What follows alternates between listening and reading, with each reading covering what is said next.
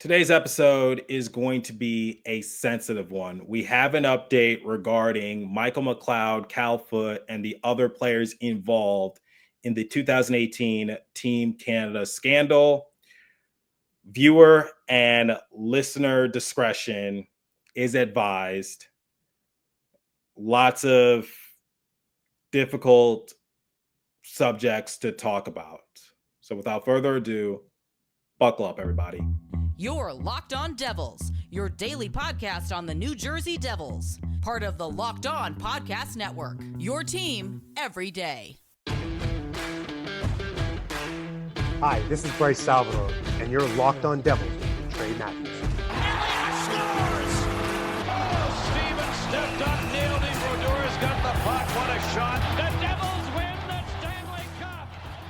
Alrighty now, what is up, New Jersey? Welcome back to the Locked On Devils podcast here at the Locked On Network. I'm your host, college hockey play announcer, Devils Wire Pucks Pitchforks, and also part-time credential media member, Trey Matthews. Today's episode is going to be a difficult one. I'm going to talk about the Hockey Canada SA scandal. A decision was reached by Judge Maria Carroccia, and all 5 players involved were deemed not guilty. And obviously, this is very relevant for the New Jersey Devils because of the 5 players, 2 were former Devils, Michael McLeod and Cal Foote. Like I said, this is not going to be an easy discussion. I'm going to do my best to articulate it the best way I can. Full disclaimer, I am not a legal expert, but I consulted with people who are legal experts, and I'm going to do my best to share it on my platform. In the first 2 segments, I will stick to the facts, and then I will give my opinion in the third and final segment. How am I going to construct today's episode? In the first segment, I will give the background information. How did this happen? What led up to this trial? I talked about it a little over a year ago, but obviously that's been a good while. I wanted to give you guys a refresher and also educate some people who probably didn't know about the backstory. And then in the second segment, I will talk more about the trial and the decision that was ultimately made by Judge Carroccia. And then in the third and final segment, I'll talk about what happens from here. A lot of people have questions, and I will do my best to answer it. Now, as I've been doing recently, I've been putting timestamps in the description. So if you already know the background and how things escalated inside a hotel room, you are more than welcome to skip this segment and go straight to segment 2 to hear more about the trial in case you lost track of it. Let's get on with what happened. I will do my best to describe it, but I'm not going to go into full detail as to what the players did to the woman, just because I don't want this video to be taken down. I don't want it to be demonetized. I want to keep it up for educational purposes. This timeline is courtesy of ESPN. Let's go back to June 2018. 24 World Junior champions for Team Canada were reunited at a Hockey Canada Foundation gala and golf event, a prestigious and well-attended annual 2-day fundraiser. Most of the players were given accommodations at a luxurious hotel. The first night, Sunday, June 17th, featured a team-only dinner for players and staff of the 2018 team to recap and revel in their achievement.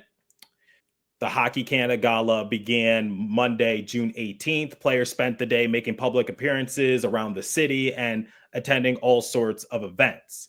The event wrapped up at around 10 p.m. After that, several players reportedly went to Joe Cool's, a sports pub on London's vibrant Richmond Street, and gathered back in a room. From there, the group moved on to Jack's, a bar that was reportedly packed as usual with a number of college students from several of London's local institutions. It was at Jack's where a young woman who went by the initials EM, she left herself anonymous, met one of the players. It was later revealed that it was Michael McLeod. That's why he was charged with 2 counts. Per that statement of claim, the woman became increasingly intoxicated before ultimately leaving the bar with McLeod to his hotel room. There, the two engaged in quote unquote sexual acts, and apparently it was consensual. That's what the reports were saying. Afterwards, McLeod invited teammates into the room without the victim's consent. In her statement of claim, she said that the players made her perform all sorts of sexual acts. I won't go into detail because, once again, I don't want this episode to be demonetized or taken down. So I will leave a link in the description to the timeline if you want to see the full report. When she attempted to leave the room, she was, quote unquote, directed, manipulated, and intimidated into remaining there and came to fear for her physical safety when the players brought their golf clubs into the room. Before the woman finally left, she reportedly was forced into making a pair of videos in which she stated everything that happened was consensual. The next morning, Tuesday, June 19th, the players teed off at London Hunt and Country Club to cap off Team Canada's gala festivities. Meanwhile, the victim's then stepfather called Hockey Canada's Human Resource Department to report the alleged SA that occurred. EM alleges she was sexually assaulted by 8 players from the 2018 World Junior team in a London, Ontario hotel room following the gala, like I just mentioned. Hockey Canada and the London Police Service launched separate investigations. The police closed their respective investigation in February 2019 without laying any charges. Team Canada also closed its internal investigation in September 2020. As we all know, this story far from over. There's a lot more to discuss, but that was basically the story, the background information as to what led up to this whole ordeal. Okay, real quick, before we continue with this serious matter, I want to tell you guys about Game Time, today's sponsor. Have you ever decided at the last minute to head to a ball game with friends or family? Maybe it's game day and you suddenly realize you want to be in the stands. That's exactly where Game Time comes in. It's the easiest way to grab last minute tickets without the stress. With the money you save on tickets, you can splurge on food, drinks, merch, or even a bigger group to come with you. Game Time makes it possible. Game Time makes buying tickets fast and simple. Prices on the app actually drop the closer you get to first pitch, and they've got incredible last-minute deals, clear seat views, and the lowest price guarantee that takes the worry out of buying. Game Time is the official ticketing partner of Locked On NHL, making it easy to browse the app for exciting upcoming NHL games. We're getting closer to the season. Tired of endlessly scrolling, trying to find the best deal? Game Time Zone Deals. Pick the best seat in your section for you. Seat views right in the app before you buy so you know exactly where you'll be. Take the guesswork out of buying tickets with Game Time. Download the Game Time app, create an account, and use the code LOCKEDONNHL for $20 off your first purchase. Terms apply. Again, create an account and redeem code LOCKEDONNHL for $20 off. Download the Game Time app today. Last minute tickets, lowest price, guaranteed. Okay. Obviously, there's more to this story. Let's focus on the civil lawsuit and the public scrutiny, obviously. April 2022, EM files a civil lawsuit against Hockey Canada, the Canadian Hockey League, and 8 unnamed players seeking $3.55 million in damages. May 2022, Hockey Canada settles the lawsuit out of court for an undisclosed amount. The news of the settlement, first reported by TSN, triggered widespread public outrage and intense media scrutiny.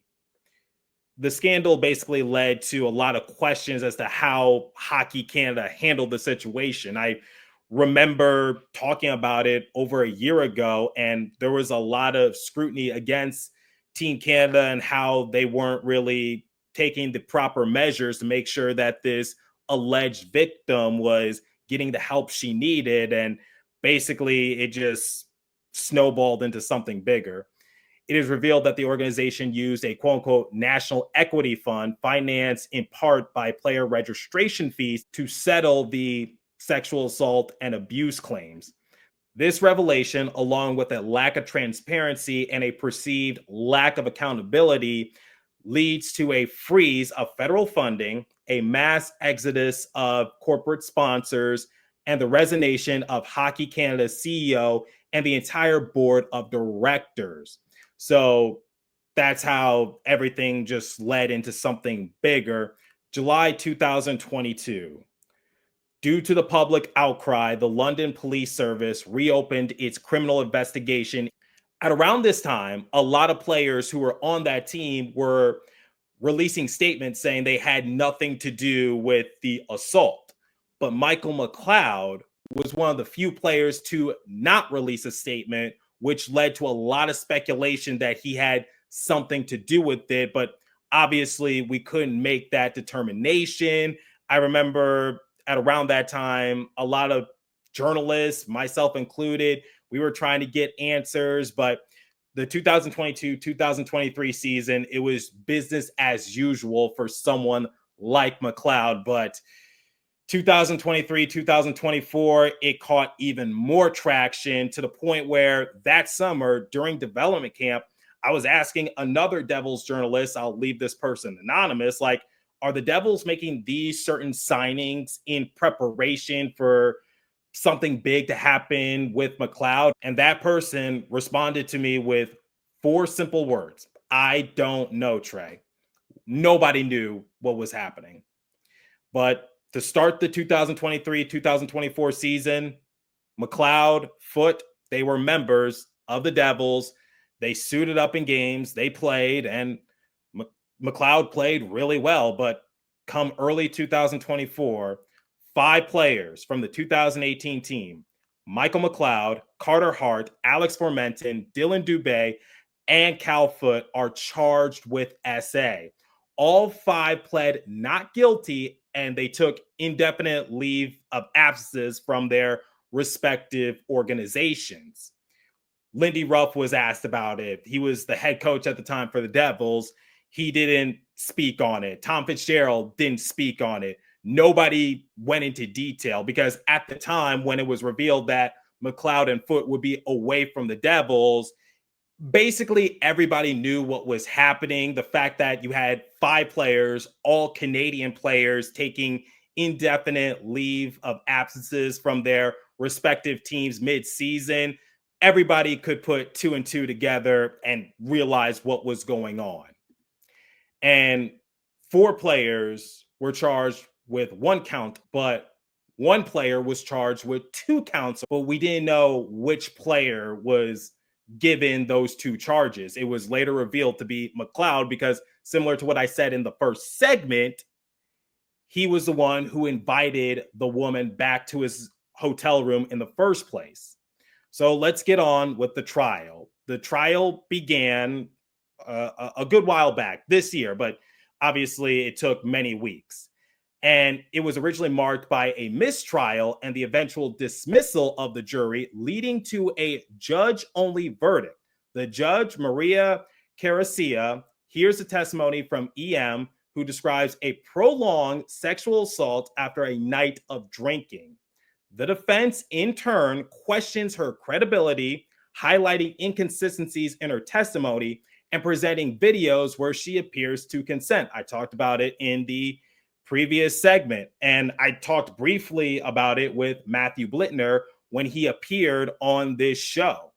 Basically, Carroccia is a former defense attorney, which worked into the favor of the players. Not only that, Matthew informed me that during the trial, the defense did a good job of making their case, unfortunately. So it led to the decision that shocked the hockey world.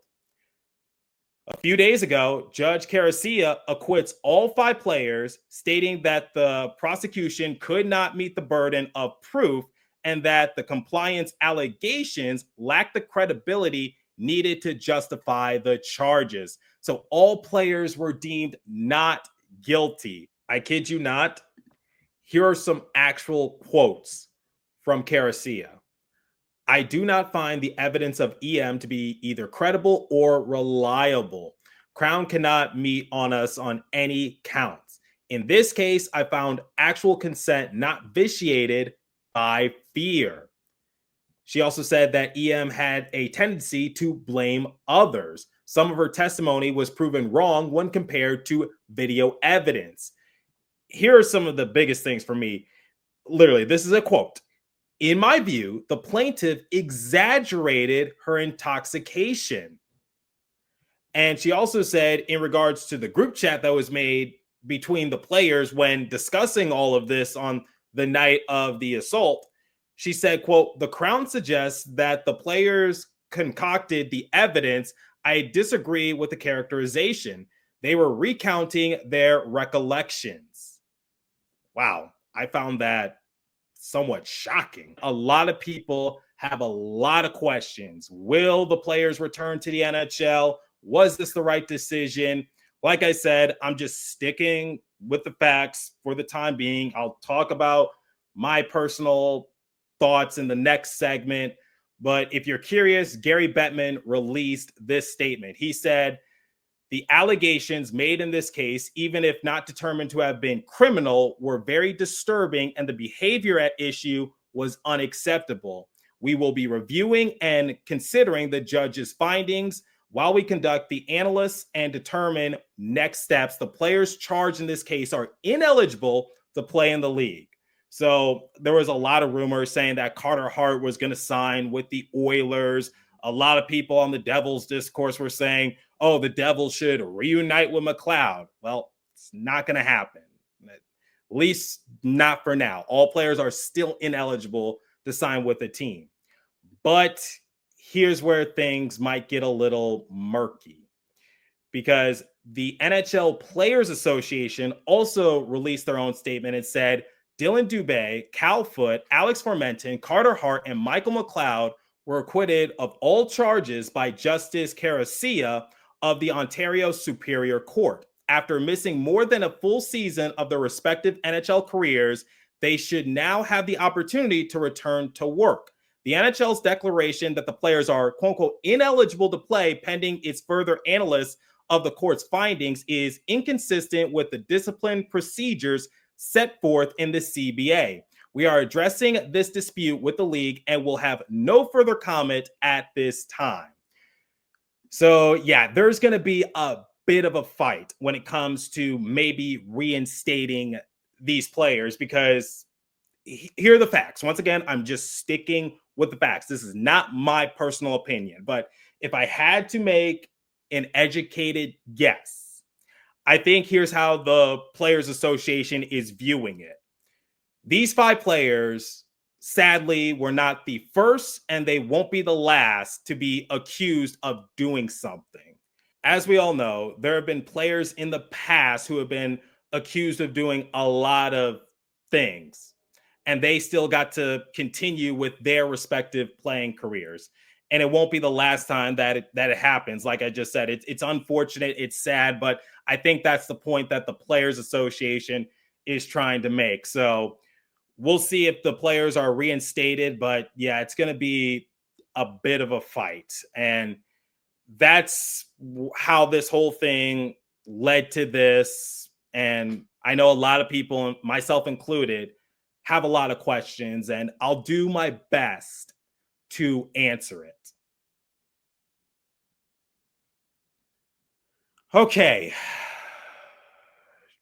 Man, sometimes I don't like social media. I really don't, because I see a lot of disgusting opinions on the matter.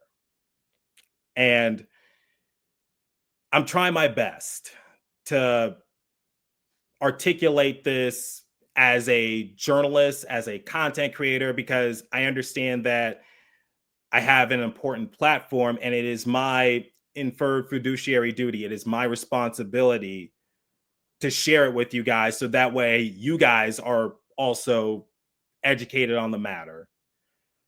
Like I said, I'm not a legal expert. I'm doing my best to articulate it. I did my research. For the people who are saying that the Devils should reunite with McLeod, I get it. He was a good player. He was a faceoff specialist, and He provided a decent amount of scoring for the Devils.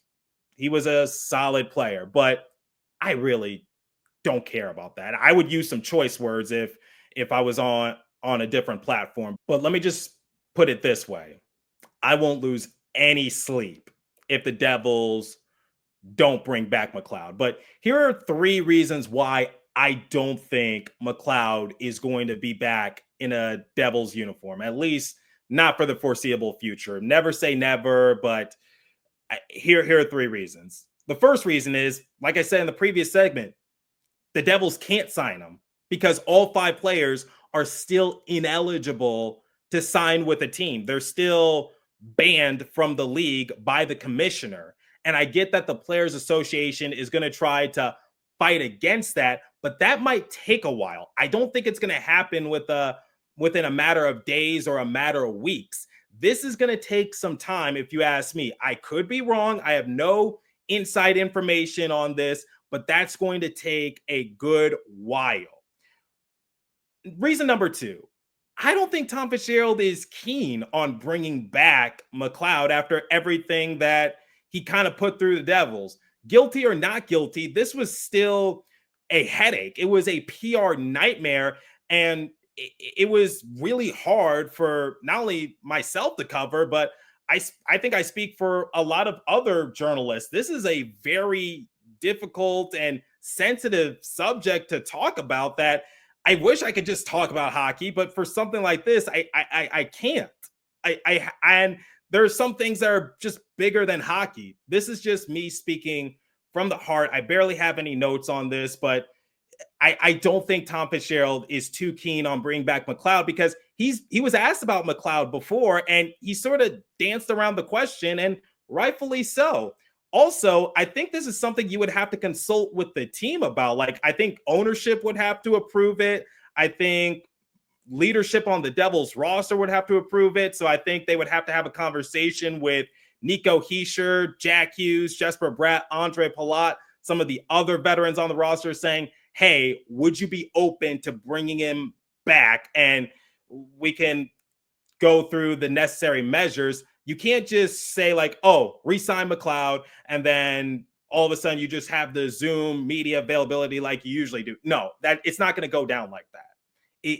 He's caused a lot of public scrutiny, not only on himself, but hockey in general. So guilty or not guilty, this was still very difficult to cover. And forgive me if I'm articulating this wrong, but the point I'm just trying to make is that I don't think Tom Fitzgerald is eager to bring back McLeod. And like I said, if they don't bring back McLeod, I'm not losing any sleep over it. Plus, James Nichols of New Jersey Hockey Now actually got an answer from a Devil spokesperson, and that spokesperson was quoted to say that would be in the league's hands as they were the ones who suspended them initially. So, like I said, the first point I just brought up, they can't sign McLeod or Foote because they're ineligible to. So I don't think we should even talk about that until we actually get official word if and when they'll be reinstated. I don't really know. And third, most importantly, I saw this on social media. Not guilty doesn't mean innocent. You didn't do anything illegal in the eyes of the law, but you still didn't do the right thing. That's all I'm going to say. They're not saying that this circumstance didn't take place. They just said you didn't do anything illegal, but I think we can all agree what they did was not right, completely stupid, immature. I can go on. So that's what people mean by not guilty doesn't mean innocent. They still have blood on their hands as far as I'm concerned. A lot of people don't know this, but do the players actually want to return to the NHL? Because Alex Formenton actually retired. A lot of people don't know this. He retired from professional hockey, and now ever since he's been working in construction. So those are my 3 reasons as to why I don't think the Devils are going to bring back McLeod. Personally, I say don't bring him back. I really couldn't care less about his stats and all that. So 1, reinstated. 2, I don't think Tom Fitzgerald wants to, and I don't think the team wants to either. Just speculation on my end. 3, they still messed up and brought a lot of shame to the hockey world. So that's where I stand. You're more than welcome to disagree with me. I just asked you to be respectful, and I said the facts. That's all I'm going to say. In the first 2 segments, I said the facts, and then in this segment, I said my opinions. You're more than welcome to disagree. Just please be respectful. But let me know your thoughts and reach out if you have any comments or concerns. Thank you for bearing with me for this very sensitive episode. Continue to stay safe. Have a wonderful day, New Jersey. Go Devils. I'll catch you guys next episode, and hopefully it's a lot more lighthearted. Thanks for listening once again.